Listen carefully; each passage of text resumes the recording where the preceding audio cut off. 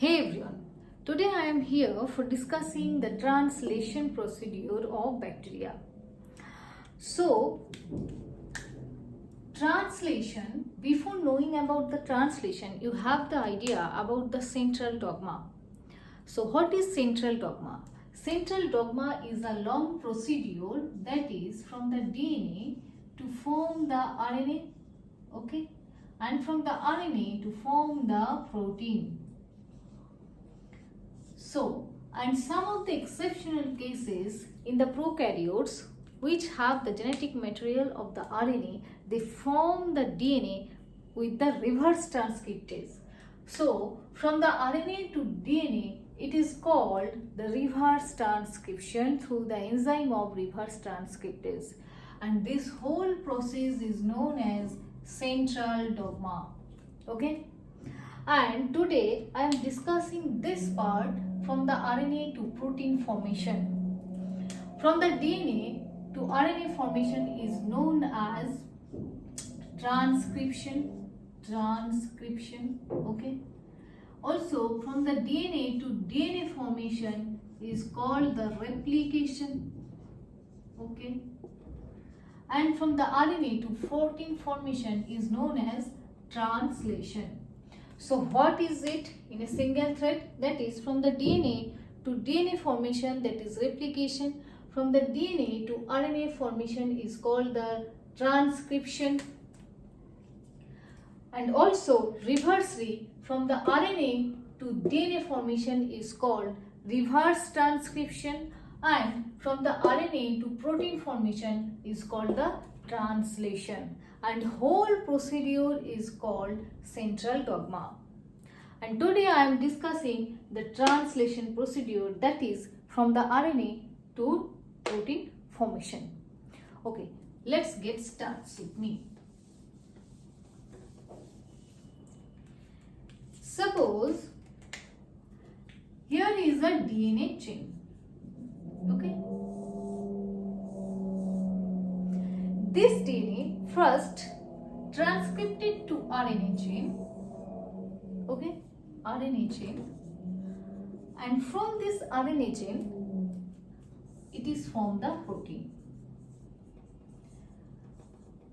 By what material protein made up of? The protein is made up of the amino acids, and so that the amino acid is called the building block of the life. Okay, so protein is made up of actually the amino acids. Okay, amino acids. Each of the amino acids which form or which coded by which coded through the RNA codon, such as AUG, that is adenine uracil guanine, which coded the methionine amino acids. Methionine amino acids. Okay. So there is a code, specific code in the RNA chain which actually code the specific amino acid to bind with this RNA chain. And next, suppose there is a code for the tryptophan. Okay, so tryptophan will be added to this portion, that is tryptophan. And after that, methionine, again, suppose there is a code for valine. So there is a valine, okay. Methionine, tryptophan, valine and so on added to the RNA chain, and after that, okay, after that each of these amino acid forms in themselves peptide bond.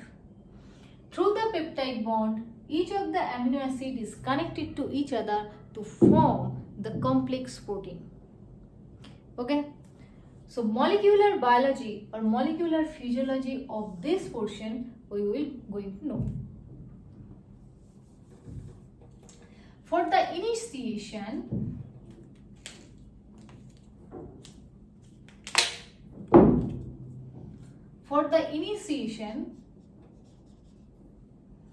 initiation, specific enzyme will be needed, that is amino acyl tRNA synthetase, not synthase, synthetase. The enzyme which ended the synthetase, the word tase, that means this enzyme will not involved in form any of the new biological compound. It is involved to form the new bond. Okay, and the enzyme which ended with synthase, that means it involves the new biological compound. Okay, synthetase which is not form any of the biological compound, and synthase which forms the biological compound. Synthetase use the ATP in its reaction, but synthase is not use the ATP specifically. Synthetase used to form the bond between two molecules or between such as the tRNA and amino acids. Second, which is needed, that is amino acids.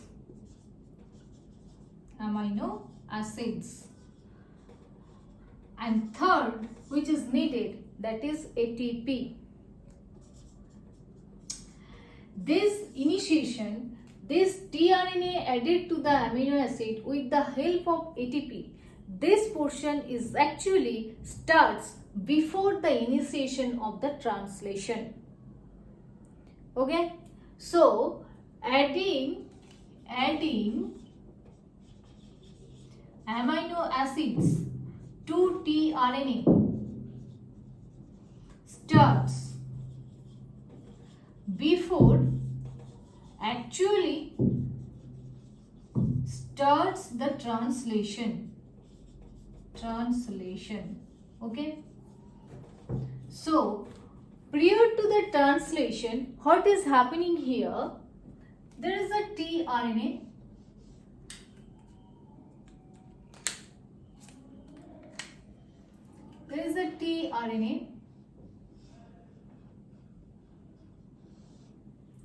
Specific for a single amino acids.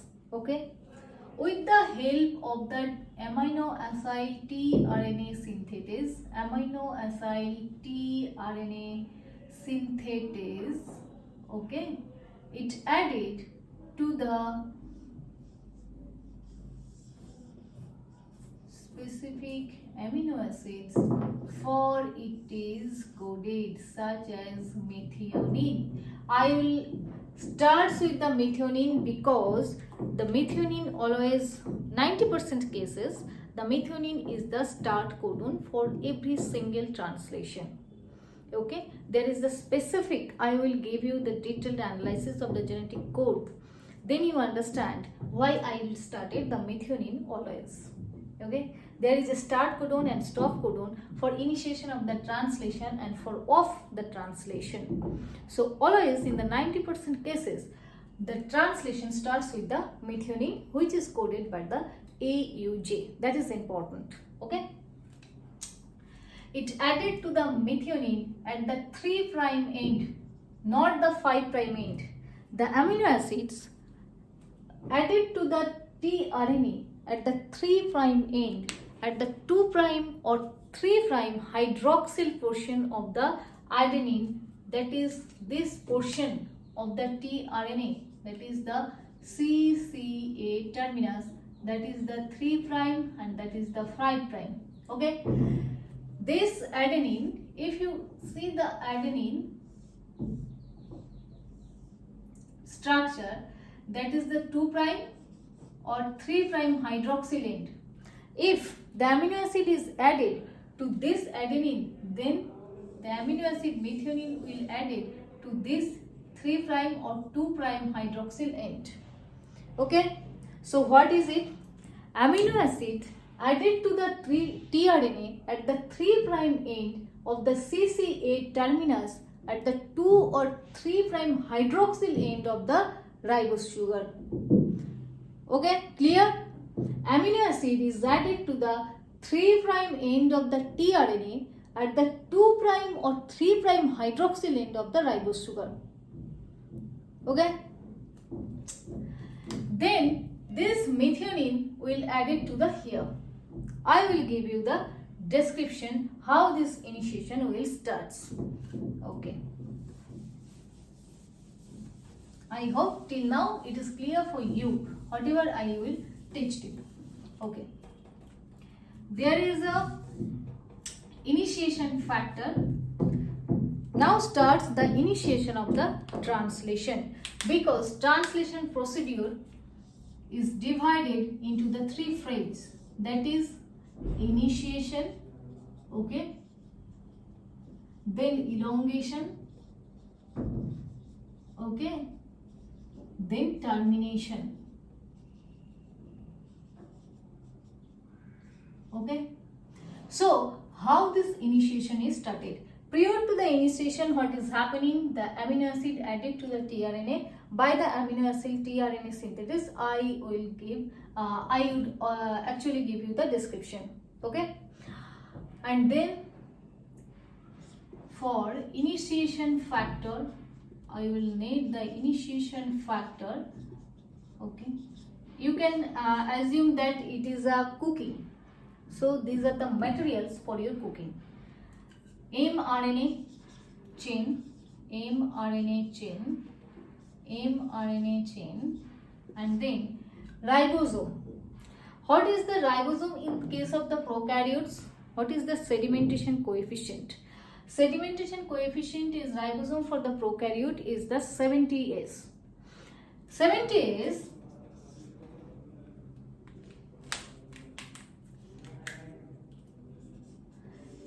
is actually divided into the 2 segments or 2 subunits. That is 50S, it is the large subunit, and the 30S, that is the small subunit. Okay, 30S subunit has the specific 16S rRNA, which is very important. 16S rRNA of the small subunit of the 70S subunit, it is needed for the initiation of the translation.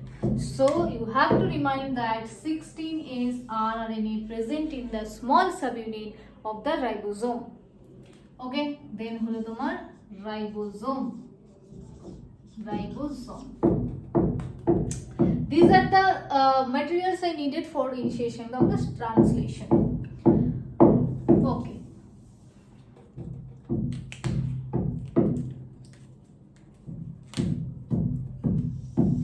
Suppose this is the mRNA chain. That is the mRNA chain. Here is the methionine.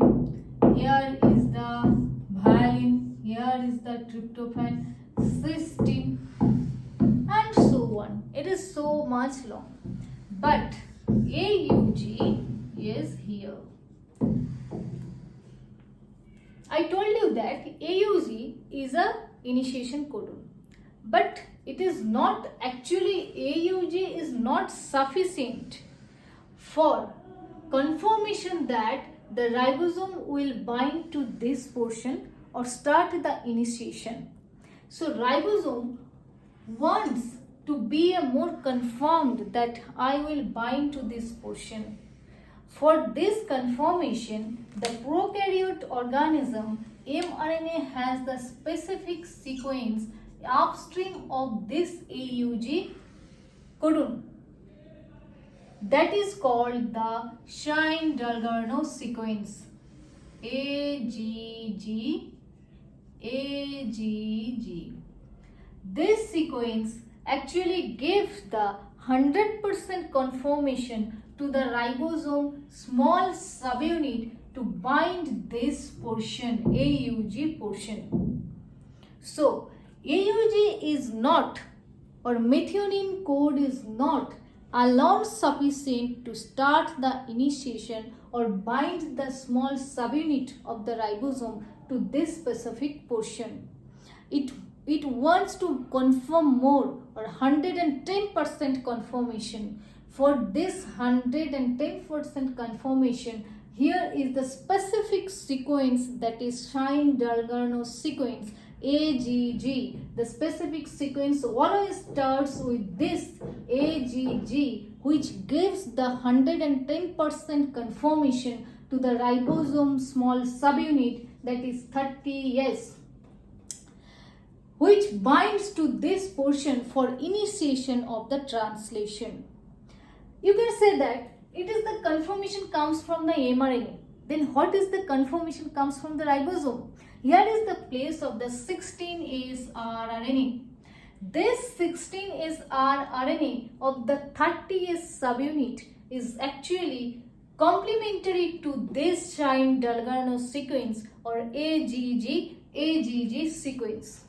So, the conformation comes from the mRNA, that is it has the specific sequence, and conformation comes from the ribosome. It has the 16S rRNA in 30S subunit. So both of this conformation, when added, it starts to binding this portion for initiating the translation. I hope it is clear. So after it reads, after the small subunits reads the AGG sequence of the mRNA, which is complementary to the 16S rRNA of the small subunit of the ribosome, is added to complementary binding and form a compact binding of 30S subunit to this portion. 30S subunit has a specific conformation. Okay, 30S subunit, let's took it as a story. 30S subunit has a specific conformation. It has the section of this type, and also this type. It is, why it is not working? Yes.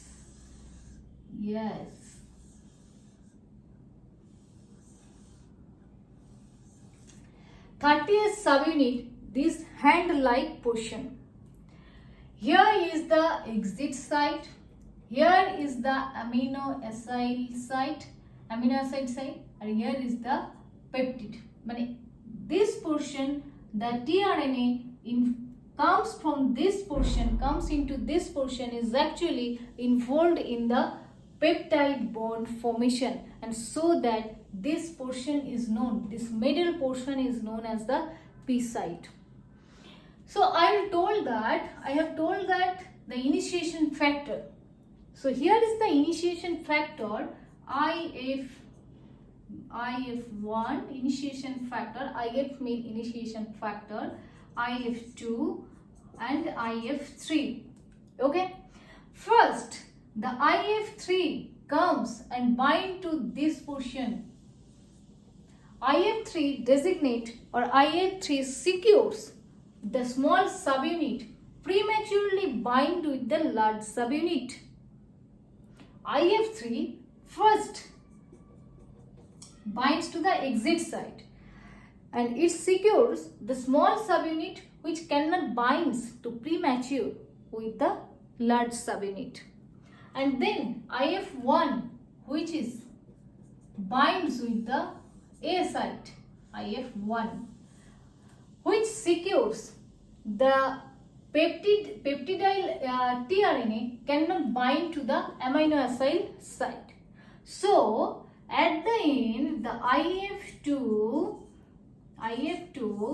added with the tRNA with the methionine,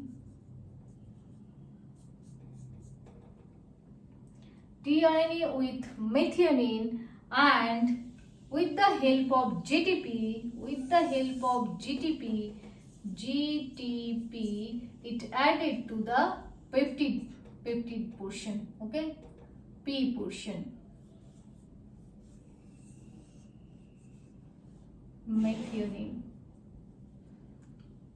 When this P portion is filled with the tRNA, F made tRNA at the P portion, the ribosome have the conformational change. It conformational change which release the IF3 and IF1. Okay, by releasing of the IF3 and IF1, which hydrolyzes the IF2 from releasing this P portion. So initiation complex is formed with the help of initiation factor, and after releasing of the initiation factor, the large subunit gets signal to bind with this small signal to form the compact mass of ribosome 70S, which actually initiate the translation. So in this portion, what was the story? There is a specific codon sequence in the mRNA chain. Okay, this mRNA chain, in accordance with this specific sequence, the amino acid will added to the specific tRNA, which actually bind to this amino acid and gets to this portion. Okay, actually I draws this picture in there, but actually it will be here.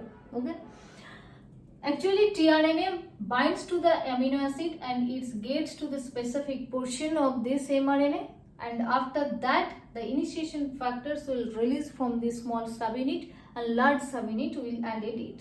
In the next video, I will describe how this elongation chain and how this specific methionine, valine, cysteine and so on amino acid will added to form the protein. So next phase I will discuss with the elongation. So keep continuing.